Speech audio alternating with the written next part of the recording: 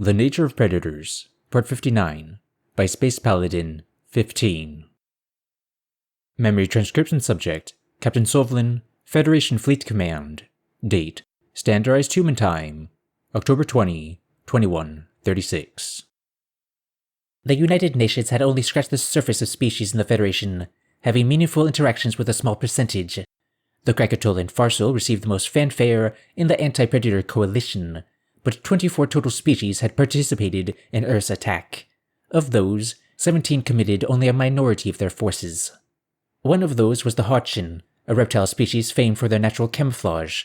The waddling prey bipeds were half a human's height and could morph their skin into a multitude of alluring colors. Their species was a stellar average in most fields, notable for a few media franchises and software startups. Thus, all they had in common with the Oxer was animal class. My decision to wander to Hotchin territory looked dicey though, in an obvious vanilla ship. Given their hostile relations with Earth, I doubted they'd welcome us with open arms. That was why I weaponized the human stealth tactics to remain hidden. Their cunning strategies, developed against Gojit border outposts long ago, had become useful in ironic fashion. Our ship leapt between high-gravity spots until we lurked behind a satellite of the blissful modernity. It was a wealthy colony which housed media conglomerates and tech companies. Most importantly, it was the home of an investigative reporter I wanted to recruit. Her stories were hard-hitting, and she was steadfast to the facts, whatever they may be. "Why are we here, Sovlin?" The deaf Talpin demanded through his synthesizer. "You are escaping with the Hotchin, a Terran enemy. You still want to kill the humans for being predators." Berna, his sister, flicked her claws. "Countless people died on Earth, you monster. How can you turn your back on them?" "I'm going to pick up a journalist named Selani who I trust in the shuttle," I replied. "You're going to wait here where no one can see you. In and out, then we head to Alpha. This Selani must have an interest in protecting her planet. Her species is hostile to the humans." The female Gojid returned. "There are other journalists in the galaxy. Hell, thousands on Alpha. We don't need an enemy." The media figures who can be impartial to humans are few. Selani is the one who exposed the Civ Kids for turning away millions of refugees a year and dissected their unsustainable colonizing practices. Though it was outing the Krakatoa military for prolific extortion that got her famous. How does any of that connect her to you? Because I was the anonymous source for both stories. Gunboat diplomacy wouldn't retrieve intelligence, whatever my UN guards had thought. Berna and Talpin objected to my plan, but they were missing the big picture of our Kolshin excursion. Mouthpieces were little good without the means to spread their message around. Besides, investigating the Federation was something that mandated professional assistance. Sensors indicated a large ship presence around the blissful modernity. Perhaps the Hotchin anticipating a human counterattack. Scanning for subspace readings or lab signs wasn't an option in our precarious stealth mode. The situation would be clearer once I got a visual. The escape pod was cramped on the inside, but I wriggled through the emergency hatch nonetheless. My hope was that this vanilla-sized four-seater would escape detection. "Here you go, Sovlin. Fly through a waiting armada, and then you have to get back up here too." This was a remarkably bad idea. My surroundings became visible on the viewport as I coasted out from behind a solar station. The Hotchin colony glistened a dusty brown and lacked any signs of native vegetation. Hundreds of warships were centered around the planet, which set alarm bells off in my head. The prey reptiles never had this many heavy craft on standby for a minor colony. After fiddling with the buttons, I magnified an orbiting warship on screen. The breath was sucked from my lungs. That clunky explosive-laden death machine was an Oxer bomber, and it was surrounded by many brethren. It wasn't being challenged by any Hotchin vessels, despite the fact that most of their fleet stayed at home. Had the Hotchin's involvement in the attack on Earth left their colonies vulnerable? Perhaps they had to ration their defenses to the most populated areas without complete numbers. It was also possible local coordination was too poor to resist a full-fledged assault. Regardless, something must have caught the Grey's eyes. The emergency channel crackled to life when I switched on the radio. "Requesting immediate assistance from any Hotchin vessels in the vicinity. Hotchin Command, do you copy? Our evacuation ships are being slaughtered." There was a brief pause before Turt's reply came through. "We can't divert assets from Fall. The Oxer are trying to lure us away from the homeworld since their head-on approach failed. I'm sorry." But you can't just leave us here. Send a few ships to cover evacuation. Please." Blissful modernity, you're not the priority. I suggest you broadcast the chant of remembrance planet-wide to secure your passage to the afterlife. Good luck.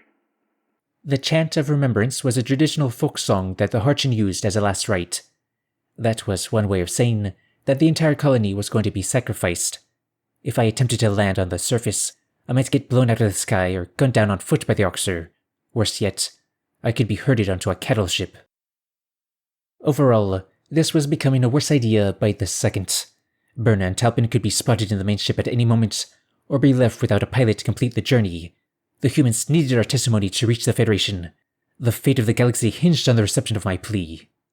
But if I was ever a good captain, I had to try to rescue an old friend from the Oxer incursion. What kind of man stood idly by as innocent civilians were butchered? The Harchin people didn't deserve this, however complicit their government was in Earth's bombing. I wondered if the Terrans still understood that. You just land by the Blissful Network's office, run in, rescue Selene, and take off, I told myself. This will be fine. Nobody will notice a tiny escape pod amidst an orbital bombardment. I plotted a descent course for the address. My shuttle snuck past the Greys as they focused on decimating the landmass. Arxar looked for visuals of escaped craft from the surface, not suicidal rescuers. They probably relied on sensor data too. Our stealthy approach gave me a chance to land, but the return trip was another matter. The shuttle blazed into the thin atmosphere, rattling from the external force. Fiery missiles streaked down alongside me. They were a relentless barrage meant to inflict high casualties. The people on the ground knew that it was raining death, and their escape chances were close to none. Would the humans come to the rescue if they were here? I asked myself. Samantha spoke like she wanted this to happen, but I can't believe she truly meant that purge line. The Harchin ground enlarged on the screen, with a smoky mist fogging the air. Precise explosions targeted a few city blocks, smiting residential areas and infrastructure. The Oxer wanted to flush any civilians from their homes, so the cattle collectors would have an easy time. It was a page out of a playbook we'd seen many times. Landing complete. Initiating shutdown sequence. My pause computer announced. I scrambled out of the shuttle, gun in pause. The polluted oxygen sent me into a coughing fit, and my eyes watered. Mushroom clouds dotted the horizon like treetops. The sole relief was that there were no lanky Arxer silhouettes in the vicinity, although I could hear gruesome screams in the distance. The press building was still intact, and that was a positive sign in itself. Stampeding wasn't a viable instinct when bombs were going off on every corner. The runners were likely half-eaten corpses by now, but some people must have sheltered in place. I had to hope my reporter friend was one of them. Autopilot kicked in as I sprinted up the emergency stairwell. There were no signs of footsteps, electricity, or chatter. My prayer was that the Arxer hadn't swept this building already. I doubled over once I stumbled up to the third floor. The steep ascent left me winded. Terrified screams followed my entry. Don't eat us! We're reptiles like... Oh. Selene gasped. Sovlin? What the hell are you doing here? My gaze swept the room. There were 4 Harchin reporters hiding under desks, quivering in terror. One was holding a seat cushion over his throat, as if that would protect him from an Arxer's teeth. I relaxed my gun and gestured toward the stairwell door. No time. Come with me. I parked a shuttle outside. You can all fit if you squeeze together, I growled. Selene blinked in confusion. Not so fast. We've heard you're a human prisoner, and that you were mentally unstable before. Why and how are you here? I won't be a predator's test subject. The human sent me to Alpha as a messenger, and you can see I'm in good condition. I need your help. You'll have every opportunity to stay with the Kolshians. Prove you're not re-educated, Sovlin. They could have turned you into a mindless minion, doing their bidding, advancing their agenda. The other Harchin reporters watched with apprehension, though they inched toward the exit. I respected that Selene hadn't changed her skeptical ways, but these questions were wasting time. She was too inquisitive for her own good. From the tone of her rhetoric, I wondered if she had bought into the anti-human propaganda. Their sickening eyes made my spines bristle for days. I thought the humans would torture me and lay waste to any civilization they crossed paths with. I chewed my claws with impatience. I believed every empathetic act they did had an ulterior motive. I wanted them all dead, and I remembered it all, unlike a brainwashed individual. Selene climbed to her feet. So why would we help humans send a message, after what they did to us? What they did to you? You attacked their home unprovoked. It's the Arxer attacking you now. They're not affiliated.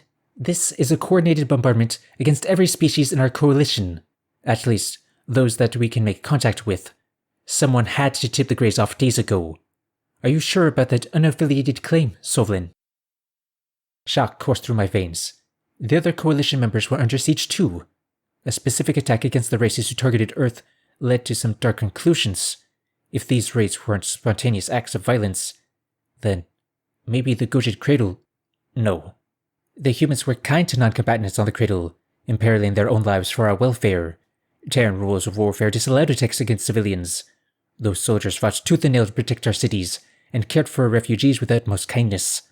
I couldn't believe that they would set such a plan in motion, but who else would have contacted the Greys? The humans were very interested in negotiating with the officer during the last interrogation. It's possible they reached out. I decided. Protector help us, if they jumped sides out of desperation. Sileni shuddered. You know the Terrans talked to the Greys. I could see it in your eyes. The humans were pursuing diplomatic avenues, but they also despised what the Arxar did to our worlds. It has to be an accident if they shared this. I sighed. All I care about is the honest truth, and you might not like what the truth is. I can't help you spread human deceit, not even to save my life. This isn't about humans, silly. I'm here because the Federation are killing each other over how they voted. It's going to doom us all. Just please, come with me now and take a look at the facts. That's it. Fear shone in the female Harjan's eyes momentarily, and her skin morphed into the beige shade of the walls. I took that as a sign that she was camouflaging to head out. The other Severs had no qualms scampering down the stairwell ahead of me. They'd take their chances with an unstable predator-tainted Gojid over an Arxar slaughter fleet. Terrified shrieks echoed from the first Harjan staffers to exit the building. They turned back, tripping in their haste back up the stairwell. I gestured for them to quiet down and raised my gun. There must be an Arxar cattle squad or an Eaton Harjan in sight, which meant we needed to depart quickly. I peeked my head out the door. Horror brought my spines to full bristle as I saw 5 Greys leaning against the escape pod. The vicious predators were waiting for the prey to wander into their grasp. My stationary shuttle must have been sighted along their route. The hunters seemed delighted by the unexpected appearance of a Gojid. I suppose that was a rare meal post-cradle. There was no way I could shoot them all, especially with their superior reflexes. Running was impossible too, since my shuttle was our ticket off this rock. Had I just brought the Harjan to their deaths? My brain froze in terror for a split second, sealing my fate. One Arxar pounced from all fours and dragged me by the arm out into the open. Saliva coated my fur in a sticky dousing as its monstrous fangs pierced my skin. My initiative for the humans was going to end with me as a predator's meal.